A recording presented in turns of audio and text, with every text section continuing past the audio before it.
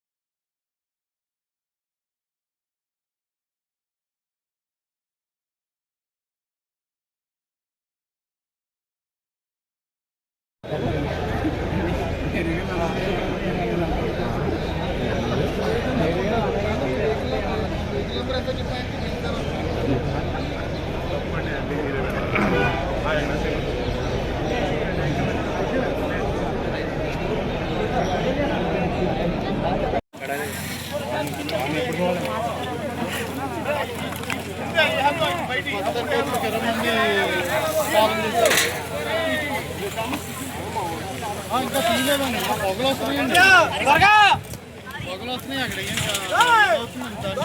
అక్కడ కలెక్టర్ గారు అందరూ ఇక్కడ ఉన్నారు సార్.